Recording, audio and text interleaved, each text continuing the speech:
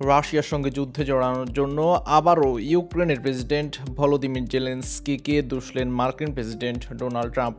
একই সঙ্গে চলমান যুদ্ধে বেসামরিক নাগরিকদের প্রাণহানির দায় পুতিন, জেলেনস্কি আর জো বাইডেনের কাঁধে চাপিয়েছেন মার্কিন প্রেসিডেন্ট।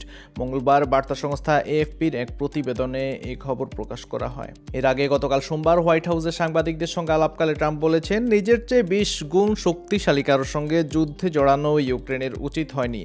এদিকে স্কাই নিউজের এক প্রতিবেদনে বলা হয়েছে, ইউক্রেন জুড়ে অভিযান আরও জোরদার করেছে রাশিয়া। জেলেনস্কি বাহিনীর সামরিক ঘাঁটি লক্ষ্য করে ব্যাপক ক্ষেপণাস্ত্র হামলা চালানোর দাবি করেছে মস্কো। এক বিবৃতিতে ক্রেমলিন জানিয়েছে, ইউক্রেনের সামরিক ঘাঁটি অস্ত্রের গুদাম লক্ষ্য করে চালানো এসব হামলায় ব্যাপক ক্ষয়ক্ষতি হয়েছে। উত্তর পূর্বাঞ্চলীয় শহর সুমিতেও ফের হামলা চালানো হয়েছে বলে দাবি করেছে ইউক্রেন। টানা দুদিনের হামলায় শহরটিতে বেড়েছে হতাহতদের সংখ্যা। ইউক্রেনের অভিযোগ, রুশ হামলায় বেসামরিক নাগরিক প্রাণ হারিয়েছেন, তবে রাশিয়া বলেছে হামলা চালানো হয়েছিল ইউক্রেনীয় সেনাদের টার্গেট করে। জেলেনস্কির দাবি, চলতি মাসে আকাশ থেকে ইউক্রেনে এ পর্যন্ত 2000-এর বেশি বোমা ফেলেছে রুশ সেনারা। এছাড়া বিভিন্ন পাল্লায় 60টি ক্ষেপণাস্ত্র ছড়েছে। পশ্চিমা সহায়তা কমে যাওয়ায় বিপাকে পড়লেও পুতিন বাহিনীকে পাল্টা জবাব দিতে যাচ্ছে ইউক্রেন। রাশিয়ার কুরস্ক শহরে ড্রোন হামলা চালিয়েছে জেলেনস্কির সেনারা, এতে কয়েকজন হতাহত হয়েছেন।